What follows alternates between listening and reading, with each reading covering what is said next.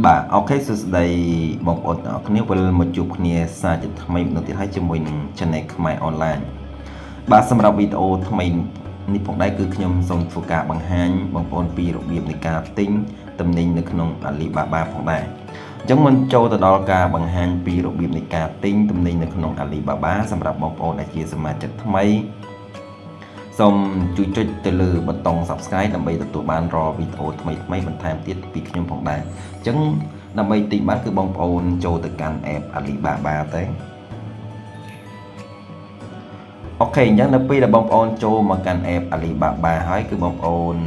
ជ្រើសរើសយកទំនិញណាមួយដែលបងប្អូនចង់ទិញអញ្ចឹងណាអញ្ចឹងសម្រាប់វីដេអូនេះគឺខ្ញុំចង់ទិញនាឡិកាដៃមួយអញ្ចឹងខ្ញុំចុចទៅលើនាឡិកានេះដែលខ្ញុំឆ្លាញ់នេះ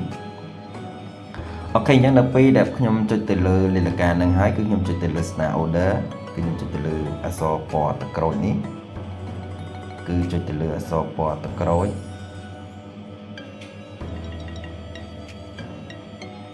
អូខេអញ្ចឹងនៅពេលដែលខ្ញុំចុចទៅលើអក្សរពណ៌ទឹកក្រូចហើយគឺដំណើរការមកកាន់ត្រង់ចំណុចនេះអញ្ចឹងត្រង់ចំណុចនេះផងដែរគឺ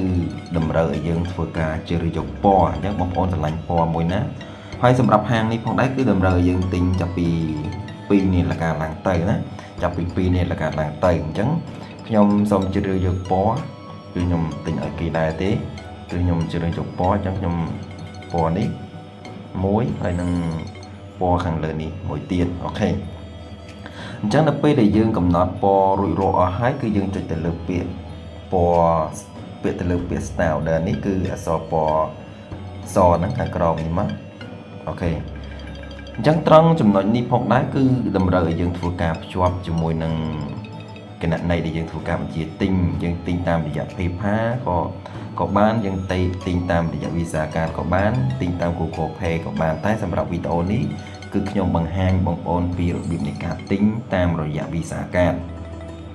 អញ្ចឹងដើម្បីទិញបានគឺបងប្អូនចុចទៅលើពាក្យ Add New Card ហ្នឹងមកគឺចុចលើ Card ហ្នឹង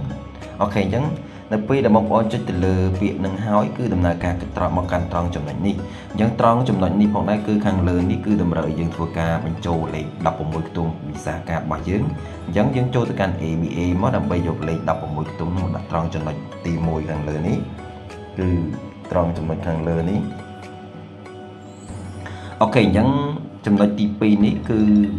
យើងត្រូវធ្វើការបំពេញនៅឈ្មោះ Visa Card របស់យើងគឺត្រង់ចំណុចទី2នេះហើយចំណុចទី3គឺយើងធ្វើការបំពេញនៅថ្ងៃឆ្នាំខែឆ្នាំក៏ផុតកំណត់របស់ Visa Card របស់យើងគឺត្រង់ចំណុចនេះអូខេអញ្ចឹងបន្ទាប់មកគឺយើងធ្វើការបំពេញនៅលេខ CVV របស់យើងគឺលេខ3ខ្ទង់ត្រង់ចំណុចនេះហើយអញ្ចឹងត្រង់ចំណុចទាំង4នេះគឺយើងចូលទៅយកនៅក្នុង Visa Card របស់យើងណាគឺចូលទៅក្នុងឧទាហរណ៍ Visa Card យើងបង្កើតនៅក្នុង ABA គឺយើងចូលទៅយកក្នុង ABA មកគឺ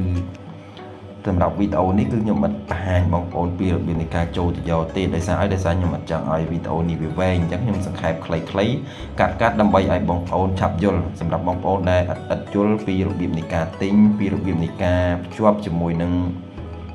Visa Card ចូលទៅក្នុង app Alibaba នេះទេបងប្អូនអាចធ្វើការឆាតតាមរយៈ Telegram របស់ខ្ញុំផ្ទាល់នៅខាងក្រោមវីដេអូ description នេះផងដែរអញ្ចឹងសម្រាប់វីដេអូនេះគឺខ្ញុំបង្ហាញបងប្អូនតែប៉ុណ្្នឹងទេសម្រាប់បងប្អូនដែលជាសមាជិកថ្មីសូមជួយចុចទៅលើប៊ូតុង Subscribe ផងណាហើយបន្ទាប់ដែលបងប្អូនបញ្ចូលហើយគឺបងប្អូនបញ្ចូលលេខកាតបញ្ចូលឈ្មោះបញ្ចូលថ្ងៃឆ្នាំផុតកំណត់កាតបញ្ចូលលើ CVV របស់យើងហើយគឺបងប្អូនចុចទៅលើពាក្យ confirm ណាចុចទៅលើពាក្យ confirm គឺការបញ្ជាទិញរបស់យើងគឺទទួលបានជោគជ័យហើយសម្រាប់វីដេអូនៃការបង្កើតនៅ Visa Card គឺខ្ញុំបានធ្វើបង្ហាញបងប្អូនពីវីដេអូមុនអញ្ចឹងបងប្អូនអាចចូលទៅទស្សនានៅ Channel YouTube របស់ខ្ញុំបានណាគឺវីដេអូចាស់របស់ខ្ញុំអូខេអញ្ចឹងសម្រាប់វីដេអូនេះមានតែប៉ុណ្្នឹងទេខ្ញុំបាទសូមអរគុណសូមជម្រាបលា